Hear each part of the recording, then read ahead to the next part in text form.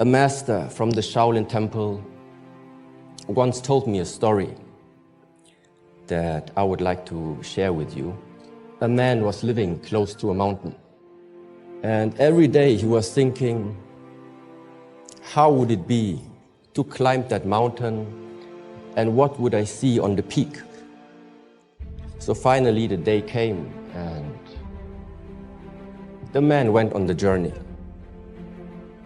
Arriving at the foot of the mountain, he met the first traveler. So he asked, how did you get up the mountain and what did you see from the top? And so the traveler shared his path and also the view that he had. But then the man was thinking, the way that this traveler described to me sounds very exhausting. I need to find another way to climb. So he continued to walk on the foot of the mountain until he met the next traveler. So once again he asked, how did you climb up that mountain? And what did you see from the top? And so again the traveler shared his story. Still not being determined on which direction and which way to go, the man asked 30 more people, 30 more travelers. When he finished talking to all of them, he finally made up his mind. Now that so many people already shared with me their paths and especially what they all saw from the top, I don't need to climb there anymore. It is very unfortunate this man never went on the journey. Now, to conclude this story, firstly, each individual needs to find the most suitable way to climb that mountain. You will encounter challenges. Those challenges will either prevent you, or some of them even stop you from moving on and climbing that mountain. In the Shaolin temple, we refer to them as the 5 hindrances. The 5 hindrances are describing different states of the mind. In those states of the mind, it becomes very hard to see clearly and therefore engage in the right decisions. The first hindrance is called sensual desire.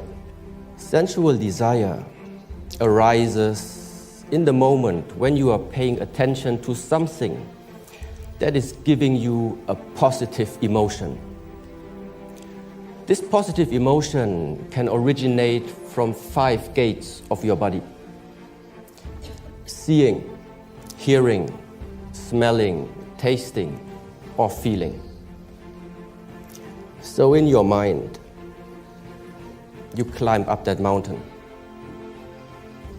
After 1 mile of walking, you discover a beautiful restaurant, surrounded by beautiful people. You smell delicious food and the great variety of beverages. When you follow that temptation, you have already lost your track. When this temptation becomes so strong that you don't want to leave that place anymore, then the sensual desire has turned into an obsession. In both cases, remaining at that place means you can't get clarity. The second hindrance, ill will, describes a state of the mind that arises from negative emotions. In that state of the mind, you have an aversion, a rejection, or simply a dislike against either an object, a situation, or can be even a person. To simplify, it means you are climbing the mountain and it starts to rain, but you don't like rain. You discover the roads are bumpy, but you don't like bumpy roads. In order to cross the river, you need to swim, but you don't like swimming. Whatever it is that you dislike, it won't make it a pleasant journey. Unless you learn to let go of this ill will, it's more likely even that you won't continue that journey. The third hindrance, originally translated as sloth and torpor. Sloth means it's the heaviness of the body.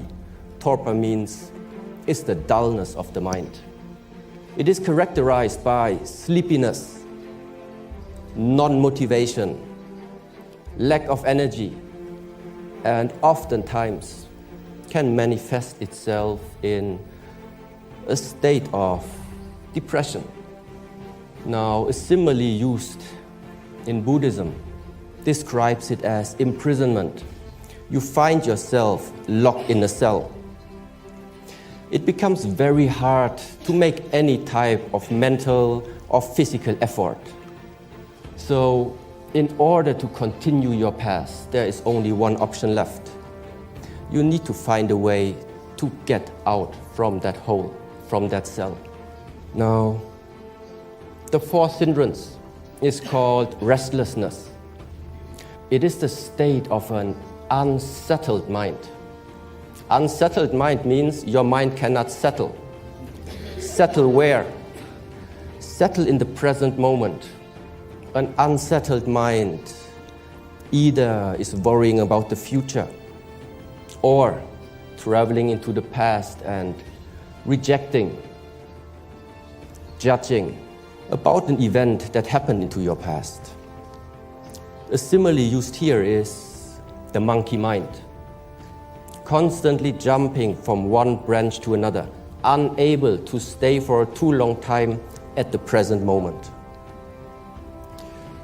The problem is, there is no time to see clearly anymore. Now, the last of the five hindrances is called skeptical doubt and is very closely related to a state of mind which is based on indecisiveness. It is very easy in that state of mind getting lost in thoughts. Can I do this?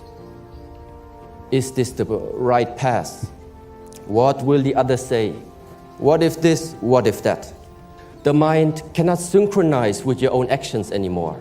And the result is that you are getting disconnected with the goals and aspirations that once you have set to yourself. When the way is filled with too much doubts, more often you will stop instead of moving on. That we know the five hindrances now, what are we going to do about them?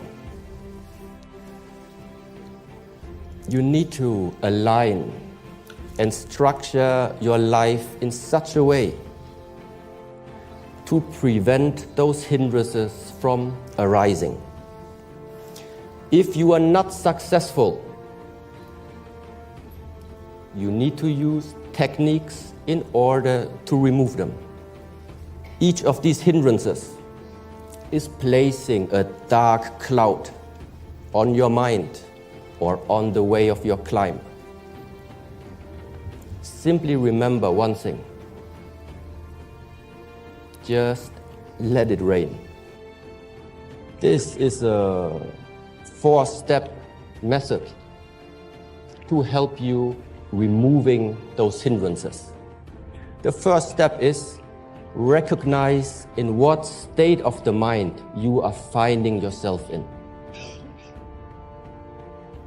Afterwards, learn to accept, acknowledge, and allow the situation or a person to be the way how it is, to be the way how they are.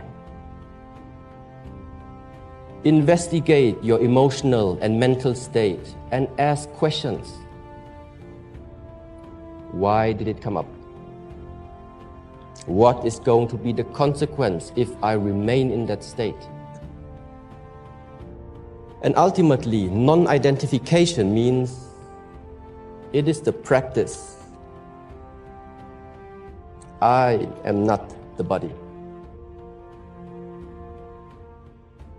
I am not the mind. I am not my emotion. It's just that I can see all these three aspects about me. All of our lifetimes, all of our lives are too unique to copy the past from someone else. To bring meaning to your life, to bring value into your life, you need to learn and master yourself. And don't let the hindrances stop you.